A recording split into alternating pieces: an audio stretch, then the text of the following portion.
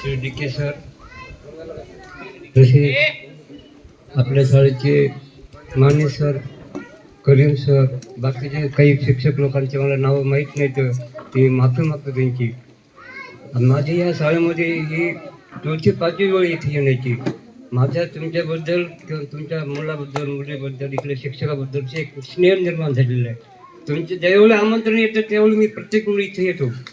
मी एक तर पहिली गोष्ट वक्ता नाही आहे, मला जास्त बोलण्याची सवय नाही आहे, असे भाषण करण्याची सवय नाही आहे. आणि ते शिक्षक लोक असतात किंवा विद्यार्थी आहेत किंवा बाकी लीडर लोक आहेत, तर त्यांना भाषण करायची किंवा सांगण्याची सवय असते. मी तितकं म्हणजे वक्ता नसल्यामुळे मला काही जास्त बोलता येणार नाही आहे.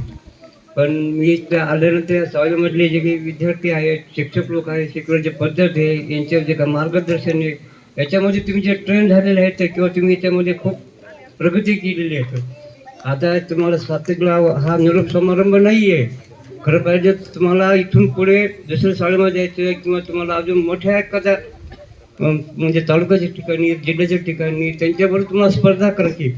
त्याच्यामध्ये तुम्हाला खूप अजून मेहनत करणं भाग आहे, एक शिक्षण घेणं भाग आहे, त्यांच्याबरोबर तुम्हाला त्या रेसमध्ये उतरणं भाग आहे. त्याच्यामुळे तुम्ही याच्या पुढे पण चांगला अभ्यास करणं, जाणं, राहणं किंवा तुमचे काही तुम्हाला काही कोणत्या गोष्टीची कमी असली समजा शिक्षणाबाबतीमध्ये, तर जसं माने सर आहेत तसं मी किंवा तुमच्या इथल्या शिक्षक लोकांचे स्टॉफ आहे तुम्हाला मार्गदर्शन करीन. प्रत्येक गोष्ट ही पैशानं होत नाही आहे. तुमचे शिक्षक लोकांनी तुम्हाला जी माया लावलेली आहे त्याच्यामुळे तुम्ही आज ह्या ठिकाणी तुम्हाला अवघड वाटलं की आपण आपलं यांना सोडून चाललो आहे, तरी पण त्यांनी तुम्हाला सोडलं नाही आहे. ज्यावेळी तुम्हाला काही मार्गदर्शन लागेल, शाळेमध्ये असो, वैयक्तिक असो, त्यावेळी आम्ही सगळे तुमची टीम तुमच्याबरोबर आहेत.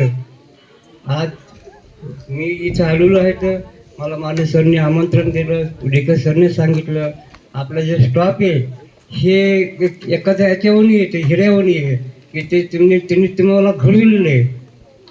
आणि दुसरी गोष्ट म्हणजे आज मग माने सर पुढे गेलो पुढचे कारण सांगत.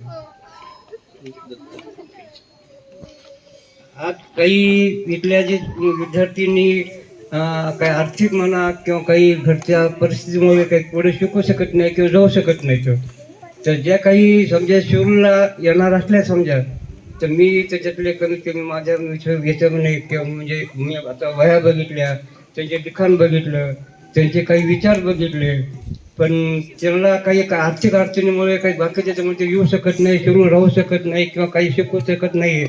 ह्या विद्यार्थ्यांना मी एक 4 किंवा 5 विद्यार्थी मी दत्तक घेणार आहे. त्या दत्तक याच्यामुळे घेणार आहे की त्यांचे काही घरची परिस्थिती बरोबर नसती, त्याचे आई वडील काही ऊस तोडणारे आहेत, काही बाकीचे कामगार आहेत, त्यांना ते शिकवू शकत नाही आहे. आणि मुलं हे आपली एक म्हणजे मानसिकता अशी आहे की मुलाला शिकायला पाहिजे, मुलं हा पुढे जायला पाहिजे, मुलाचा आपला व्यवस्थित आहे, पण मुलीकडचं जे आपल्या घरचे लोक तिथे लक्ष देत नाहीत. त्याच्यामुळे मुली जर शिकत असल्या, ते जर शिवलं कोणी येणार राहत असल्या, तर त्यांची राहण्याची, शाळेची, त्यांची फीची, त्यांची काही बाकीची काही व्यवस्था किंवा त्यांची मी दत्तक घेऊन त्याला मी शिकवण्याचा प्रयत्न करेन.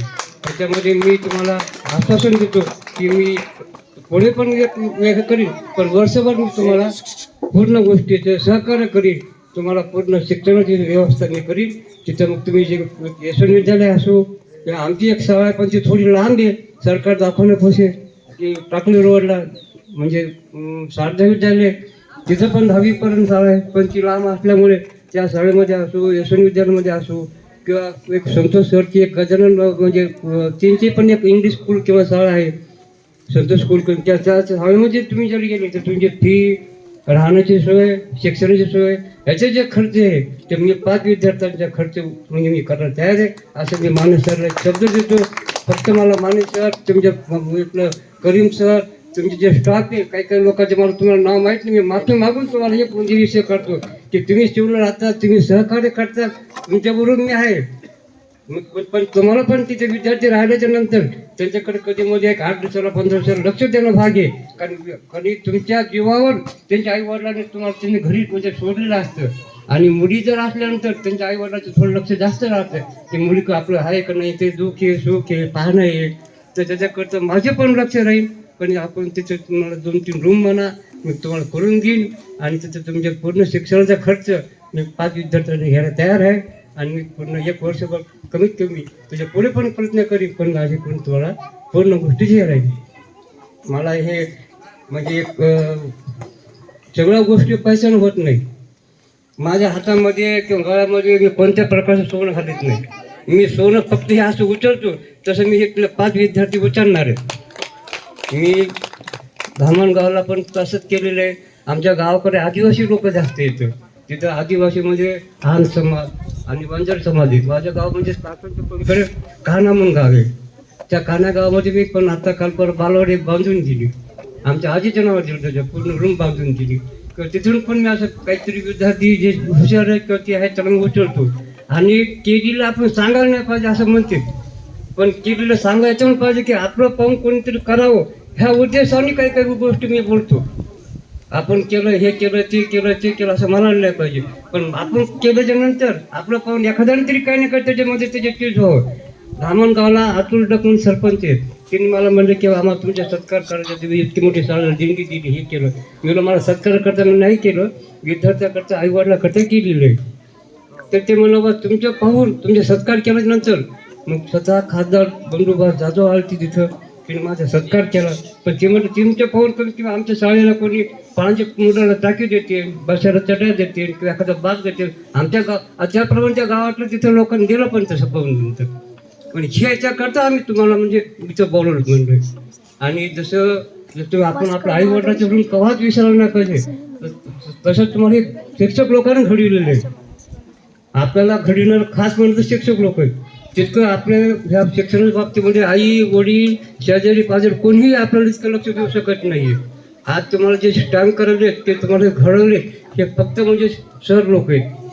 त्याच्यामुळे तुमचे कुठं भेटू कुठं त्यांची तुमची ओळख हो कव्हा होत तुमच्या पुढे जाऊन लग्न झालं तुम्ही काय एखाद्या व्यवसायात जर लागले तर तुम्हाला तुम्ही त्यांच्या भेटल्यानंतर तुम्ही त्याचा आदर करावा ही माझी तुम्हाला विनंती आहे.